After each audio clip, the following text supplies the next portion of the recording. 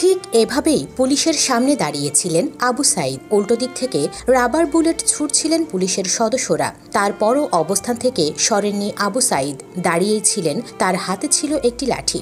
তিনি সেই লাঠি দিয়ে রাবার বুলেট ঠেকানোর চেষ্টা করছিলেন। ক্রমাগত রাবার বুলেটের মুখে এক পর্যায়ে পিছু হটেন আবু সাইদ। আবু সাইদের বন্ধু অঞ্জন রায় প্রথম আলোকে বলেছেন, শরীরে একের পর এক রাবার বুলেটে ক্ষতবিক্ষত হওয়ার পর মাটিতে লুটিয়ে পড়েন আবু সাইদ। তার নাক দিয়ে রক্ত ঝরছিল। এ সময় সংঘর্ষ চলছিল। তাকে হাসপাতালে নিয়ে যেতে দেরি হয়। এদিকে আবু সাইদের অকাল মৃত্যুতে পরিবার এখন শোকে স্তব্ধ। তাদের বুক ফাটা আর্তনাদে ভারী হয়ে উঠেছে চারপাশ। সাইদের এমন মৃত্যুতে পরিবার সহ পুরো গ্রামে চলছে শোকের মাতম। আবু সাইদের মৃত্যুর খবর গ্রামের বাড়িতে পৌঁছালে পরিবারে কান্নার রোল পড়ে যায়। তার ছোট বোন সুমির আর্তনাদে আকাশ বাতাস ভারী হয়ে উঠেছে।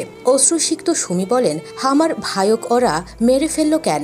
আমার ভাই বেঁচে থাকলে আমার স্বপ্ন পূরণ হলো হয়। ও ভাই হামাক এনা বোন কয়া করে। সাইদের প্রতিবেশী এক ভাবি বলেন, ওর বাবা দিনমজুর হওয়ায় লেখাপড়ার টাকা ঠিকমতো বহন করতে সক্ষম না হওয়ায় অভাবের কারণে আমার ছেলের লেখাপড়ার সরঞ্জামাদি ও পোশাক ব্যবহার করে লেখাপড়া চালিয়েছে। সে একজন মেধাবী ছাত্র হিসেবে নিজেকে গড়ে তুলেছিল। ও বেঁচে থাকলে ভবিষ্যতে ভালো কিছু করত, ওর পরিবারটাও ভালো থাকত।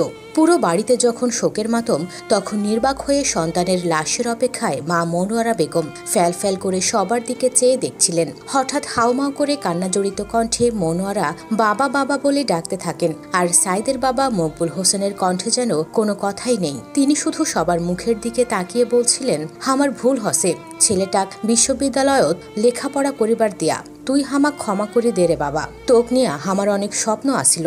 আবু সাইদ বাবা মায়ের একমাত্র বিশ্ববিদ্যালয় পড়ুয়া সন্তান ছিল। নিজের ইচ্ছায় 9 ভাই বোনের মধ্যে লেখাপড়া চালিয়ে গেছেন তিনি।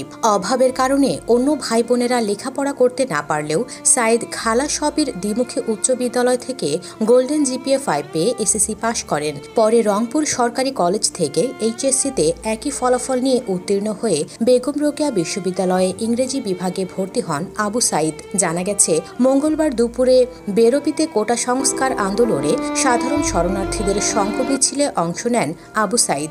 আন্দোলনরত শিক্ষার্থীদের দাবি, আবু সাইদ এই আন্দোলনে বেগম রোকেয়া বিশ্ববিদ্যালয়ের অন্যতম সমন্বয়ক ছিলেন।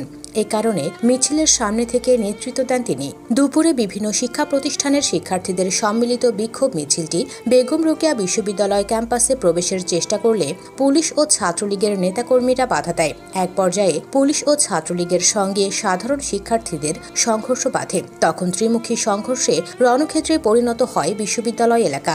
এ সময় শিক্ষার্থীদের ছত্রভঙ্গ করতে শতাধিক টিয়ার শেল, রাবার বুলেট ও কয়েক রাউন্ড গুলি ছোড়ে পুলিশ। এই সংঘর্ষে মিছিলের সামনে থেকে বুক পেতে দিয়ে গুলিবদ্ধ হয়ে আবু সাইদের মৃত্যু হয়।